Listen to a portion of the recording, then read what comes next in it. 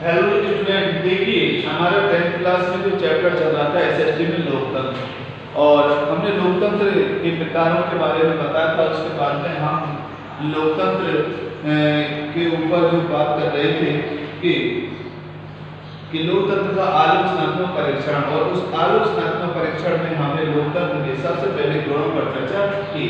और जो कल हमने जो चर्चा की थी वो की थी क्रांति से सुरक्षा, कि लोकतंत्र क्रांति से सुरक्षा करता है, उस राज्य में क्रांति होने की संभावना को कम करता है। तो उसके बाद में बताया था स्वतंत्रता व समानता पर आधारित शासन, और इसमें हमने बताया था कि लोकतंत्र शासन में स्वतंत्रता व समानता पर यह आधारित शासन होता है। इसमें सबको स्वतंत्रता एवं समानता दी जाती है, और इसमें हम ये कह सकते हैं लोकतांत्रिक शासन में एक स्वतंत्र व निष्पक्ष न्यायपालिका होती है जो सबको निष्पक्ष रूप से न्याय प्रदान करती है, और व्यक्ति को एक तरह से हम ये कह सकते हैं, जैसे कि यहाँ पर कहा है कि अन्याय के विरुद्ध खड़ा होने के लिए एक सशक्त मजबूती प्रदान करती है न्यायपालिका, और व्यवस्थापिका के और कार्यपालिका के अत्याचारों को रोकने का प्रयास न्यायपालिका के माध्यम से किया जाता है। उसके बाद हमने बताया था कला साहित्य विज्ञान और संस्कृति की उन्नति में सहायक, कि कला विज्ञान साहित्य की उन्नति में सहायक होता है। लोकतंत्र में ही इन सारी चीज़ों की उन्नति होती है। उसके बाद में हम अगली जो विशेषता कर रहे थे वो भी संविधानवाद में आज था। लोकतंत्र संविधानवाद में विश्वास करता है। इसका अर्थ है कि लोकतंत्र व्यक्ति के स्वेच्छाचारी शासन के स्थान पर विधि के शासन में विश्वास करता है। लोकतंत्र व्यक्ति की स्वेच्छाचारी शासन के स्थान पर विधि के शासन में विश्वास करता है, और वह ऐसी विधि को स्वीकार करता है जो व्यक्ति की स्वतंत्रता को स्वीकारता हो, जो व्यक्ति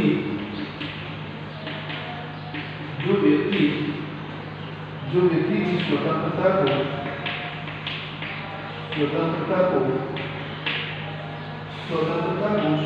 को स्वीकारता हो, जो व्यक्ति की स्वतंत्रता को स्वीकारता हो। इसका सरल अर्थ है कि लोकतंत्र निरंकुश शासन की जगह सीमित शासन में विश्वास रखता है। लोकतंत्र सीमित शासन में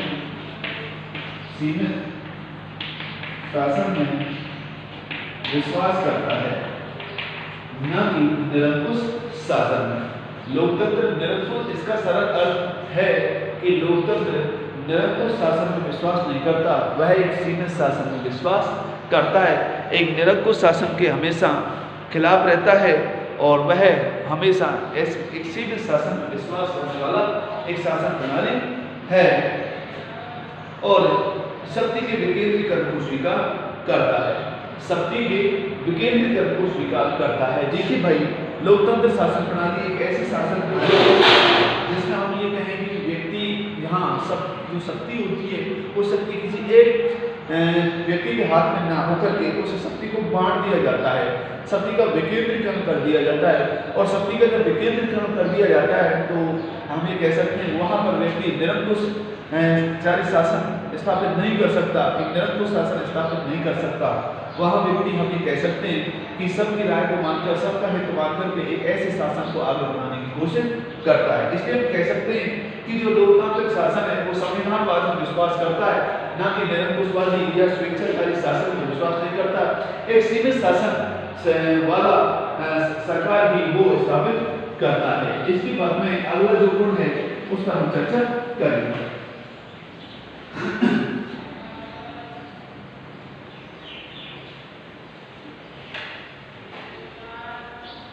देखिए भाई, अगला गुण है वो है शक्तिशाली शासन व्यवस्था।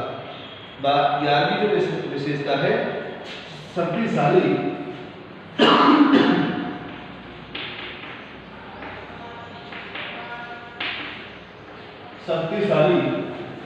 शासन व्यवस्था।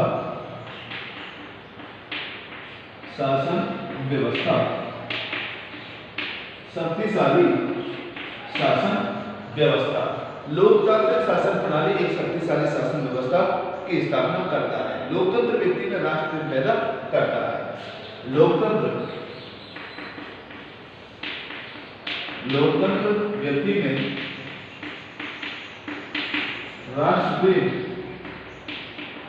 राष्ट्रप्रेम पैदा करता है, राष्ट्रप्रेम पैदा करता है।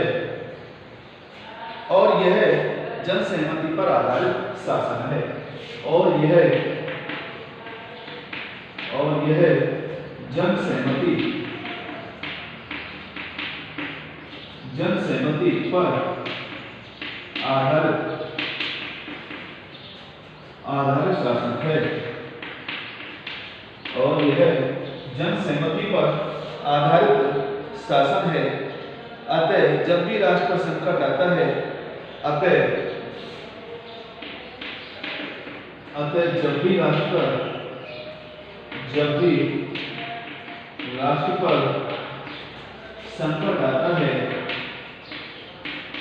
जब भी राष्ट्र पर संकट आता है, तो संपूर्ण जनता एक व्यक्ति के रूप में,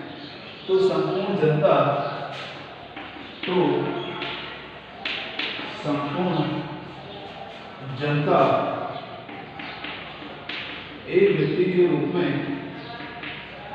एक व्यक्ति के रूप में उस संकट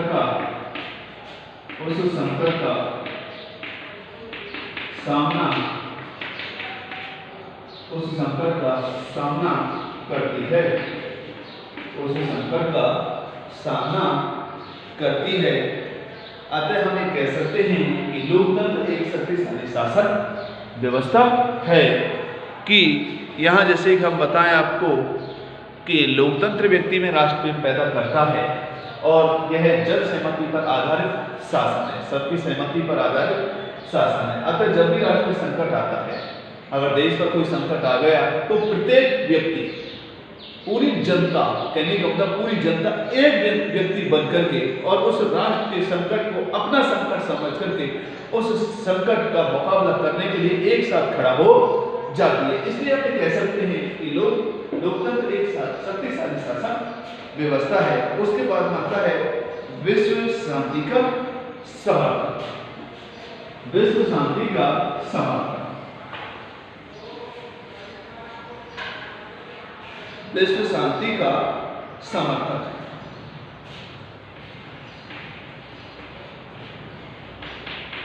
विश्व शांति का समर्थन, विश्व शांति का समर्थन।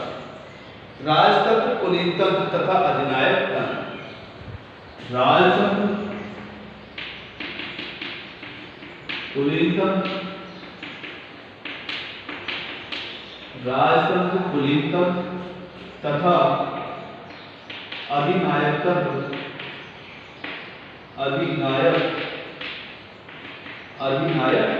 तंत्र। राजतंत्र, कुलीनतंत्र तथा अधिनायक तंत्र का इतिहास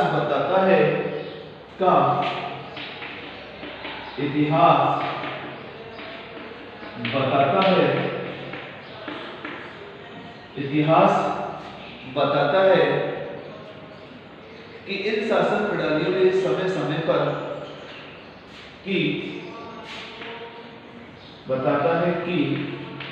इन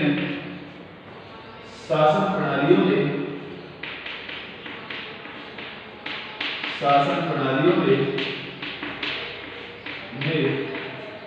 समय समय पर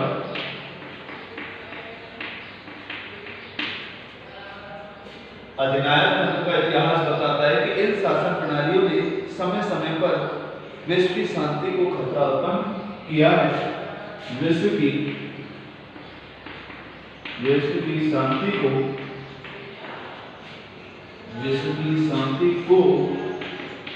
खतरा उत्पन्न किया है। विश्व की शांति को खतरा उत्पन्न किया है। इसका कारण यह है कि ये शासन प्रणालियां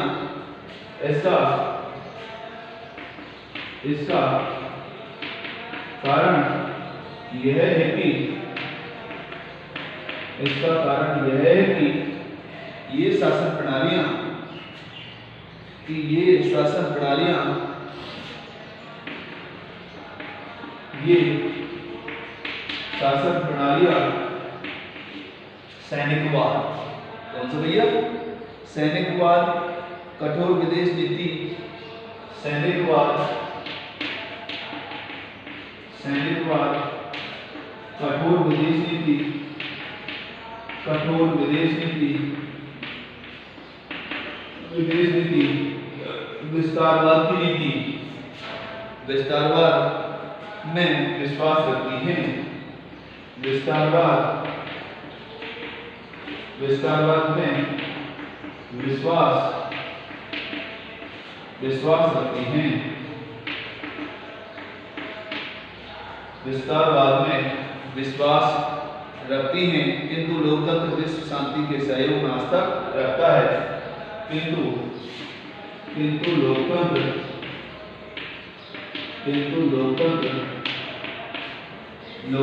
विश्व शांति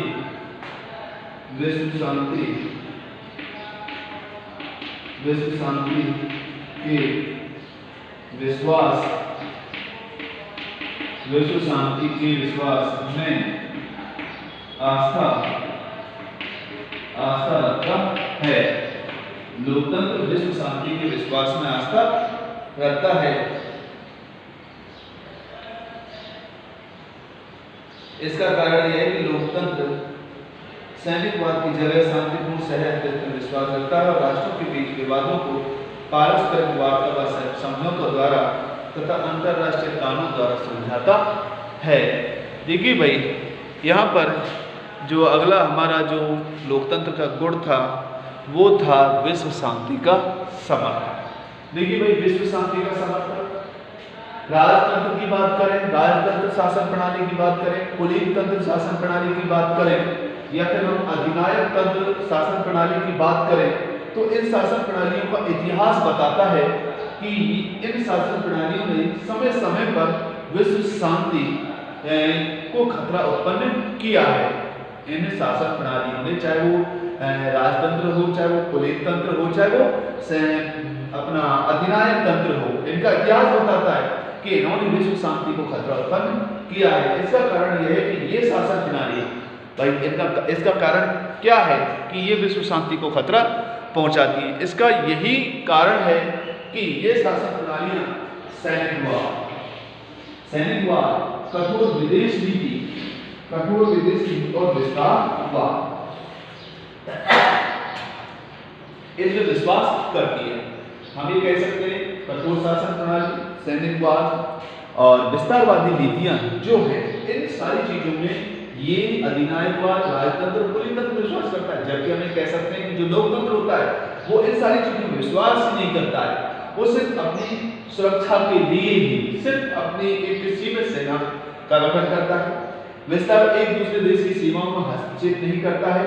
उसके बाद में हम ये कहें कि जैसे कठोर विदेश नीति, किसी दूसरे देशों के साथ में जो विदेश नीति अपनाई जाती है वो एक सहअस्तित्व की भावना की नीति अपनाई जाती है, एक दूसरे के सहयोग पर आधारित विदेश नीति को अपनाया जाता है। इसलिए हम कह सकते हैं कि जो लोकतंत्र शासन प्रणाली है वो जो विश्व शांति के विश्वास में आस्था रखती है। यहाँ पर हम कह सकते हैं राष्ट्रों के बीच विवादों को भी, जो राष्ट्रों के बीच विवाद होते हैं उनको लोकतंत्र में पारस्परिक वार्ता और समझौतों के माध्यम से सुलझाया जाता है, ना कि उनका फैसला युद्धों के माध्यम से किया जाए। आपस में बैठकर के बातचीत करके उन फैसलों को, उन मसलों को सुलझाया जाता है। और जहाँ तक कोशिश होती है वो कोशिश यही होती है कि भाई आपस में हो सके जितना कि हम ये कहें कि आपस में कोई झगड़ा ना हो, आपस में कोई ऐसी युद्ध की स्थिति ना बने। और यही कारण है कि हमारा जो लोकतंत्र है वो विश्व शांति का समर्थक है।